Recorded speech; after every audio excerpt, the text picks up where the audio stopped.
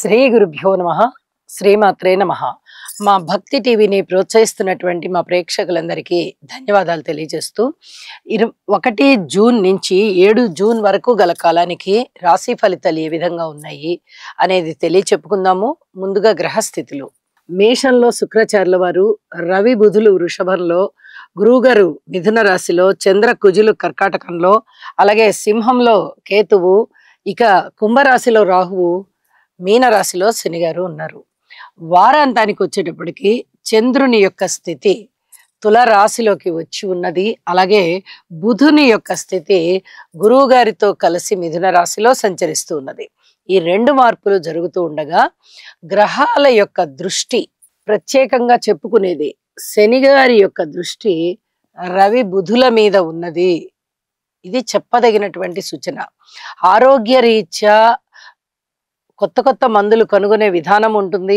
అలాగే చర్మానికి సంబంధించిన వ్యాధులు, రక్తానికి సంబంధించిన వ్యాధులు ఎక్కువగా ప్రబలేటటువంటి అవకాశం ఉంటుంది. ప్రజలు చాలా జాగ్రత్తగా ఉండాలి. ఇది నక్షత్రాలతో పని లేదు, అలాగే రాసులతో పని లేదు. ప్రతి వ్యక్తికి ఇలాంటి సమస్య ఉండడానికి అవకాశం ఉంటుంది. ఎవరి జన్మజాతకంలో అయితే మళ్ళీ ఇలాంటి గ్రహస్థితులే ఉంటాయో, శనిగారి దృష్టి రవి బుధుల మీద కానీ, లేదా రవి బుధులతో కలిసినటువంటి శనిగారు కానీ ఇబ్బంది ఉంటుంది అని చెప్పి తెలియజేస్తున్నాను. ఔషధ సేవ అవసరం. అలాగే రాహుకేతువులు ఎప్పుడు కూడా సమసప్తకాలలోనే ఉంటారు. అయితే రాహుకేతువుల మధ్య మాత్రమే అపసవ్య దిశలో గ్రహాలన్నీ ఉన్నాయి. ఇది కాలసర్ప దోషం అని చెప్పి చెప్తాము. ఇది దేశకాలమాన పరిస్థితులకి కొంత కీడు వాటిల్లో ఈ విధంగా ఉంటుంది. ప్రతి వ్యక్తి కూడా దైవారాధన చేయడం చాలా చాలా మంచిది. ఇది చెప్పదగినటువంటి సూచనగా తెలియచేస్తూ ఉన్నాను. ఇక మిగతా దృష్టుల విషయానికి వస్తే కుజుని యొక్క అష్టమ దృష్టి రాహు గారి మీద ఉంది. ఇది సర్పదోషానికి సంబంధించింది కాబట్టి, సర్పదోష గ్రహాలు అవి 2 సర్పగ్రహాలు కాబట్టి ప్రజలందరూ కూడా కొంత అప్రమత్తంగా ఉండండి ఆరోగ్య విషయంలో. ఇది చాలా చాలా చెప్పదగినటువంటి సూచనగా తెలియజేస్తూ ఉన్నాను. ఇక వారాంతంలోకి వెళ్ళేటప్పటికి గురువు గారి యొక్క దృష్టి చంద్రుడి మీద పంచమ దృష్టి ఉన్నది. ఇది మానసికంగా మంచి దృఢంగా బలంగా ఉండేటటువంటి దృష్టి కాబట్టి ప్రజలందరూ కూడా మంచి ధైర్య సాహసాలతో ఉంటారు అని చెప్పి తెలియజేయవచ్చు. ఇక రాసుల్లోకి వెళ్దాం. కుంభరాశి వారికి 4 గ్రహాల యొక్క ఫలితాలు చాలా బాగున్నాయని చెప్పచ్చు. 4వ స్థానం చతుర్థంలో బుధుడు బాగున్నారు, పంచమంలో గురువు గారు బాగున్నారు, షష్టంలో చంద్ర కుజులు బాగున్నారు. 4 గ్రహాలంటే అది మాట అయిన విషయం కాదు. ఉత్తమోత్తమైన ఫలితాలు అనేది తీసుకోవాలి మనం. ఇక స్వగృహ నిర్మాణం చేపట్టుకోవచ్చు, లేదా గృహానికి మరమ్మతులు చేయించుకోవచ్చు.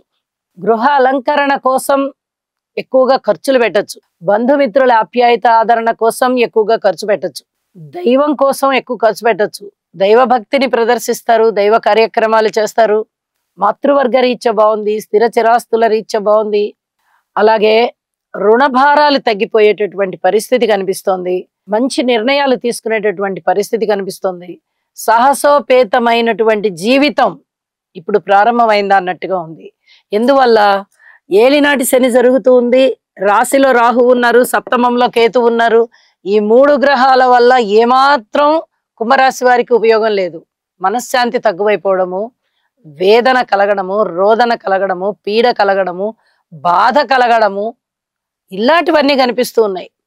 కానీ ఇవన్నీ ఎడారి లాంటిదైతే ఈ ఎడారిలో ఒక పన్నీటి జల్లులాగా గురువు గారి యొక్క పంచమ స్థానంలో సంచారం ఎంత అద్భుతమైన విషయం అండి. అన్ని విషయాలు మనకి వ్యతిరేకంగా ఉన్నప్పుడు ఏ విషయం కాదనకుండా మనకి పంచి ఇచ్చేటటువంటి మన మనిషి మనకి కనిపిస్తూ మన దగ్గరే ఉన్నారంటే, ఇక మనకి ఇక్కడ ఏదైనా లోపం జరుగుతోంది, మనకి బలానా వస్తువు అందలేదు అనేటటువంటి బాధ ఉంటుందా? ఉండదు కదా. ఎగ్జాక్ట్ అలాంటిదే జరుగుతోంది ఇక్కడ. ఇక్కడ శనిగారు రాహువు కేతువు బాధ పెడుతూ ఉన్నారు. కుటుంబము ఇబ్బందిగానే ఉంది, వ్యక్తిగతము ఇబ్బందిగానే ఉంది, పబ్లిక్ రిలేషన్స్ ఇబ్బందిగానే ఉన్నాయి, స్త్రీలతో ఏమైనా సమస్యలు ఉన్నట్టయితే అవి ఇబ్బందిగానే ఉన్నాయి. ఇన్ని రకాల ఇబ్బందుల మధ్య నేనున్నా నీకేం పర్వాలేదు అనేటటువంటి గురువు గారి యొక్క దృష్టి ఉంది చూసారా, ఇది పన్నీటి జల్లు. గురుగ్రహ స్తోత్రాలు పఠించండి, గురు చరిత్ర పారాయణ చేసుకోండి, శని గారికి ఒక్కసారి తైలాభిషేకం చేయండి. అన్ని విధాల గ్రహశాంతులు కలుగుతాయి, అన్ని విధాలా మీరు అభివృద్ధిలోకి వస్తారు. చెప్పదగినటువంటి సూచన.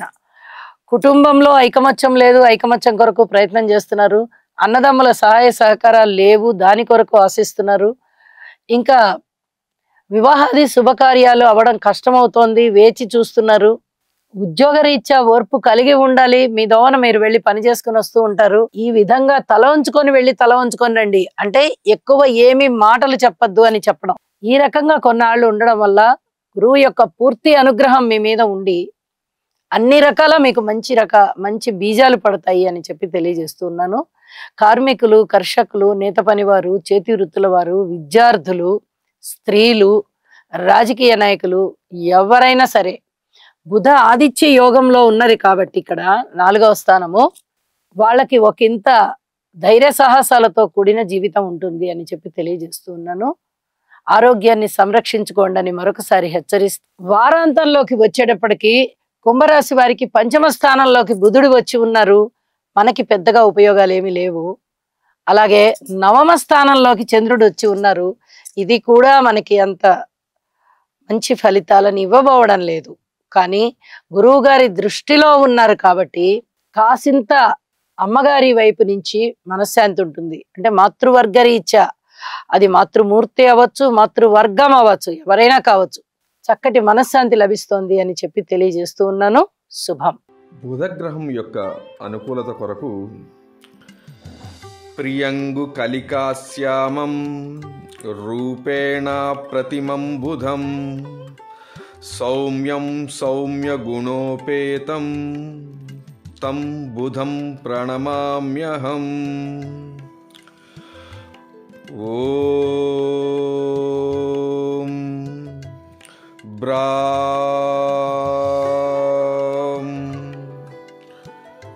బ్రీం బ్రౌం సహ బుధాయ నమః. గురుగ్రహ అనుకూలత కొరకు దేవానాం చ ఋషీణాం చ గురుం కాంచన సన్నిభం బుద్ధిమంతం త్రిలోకేశం తం నమామి బృహస్పతిం. ఓం హ్రాం హ్రీం హ్రౌం సహ బృహస్పతయే నమః.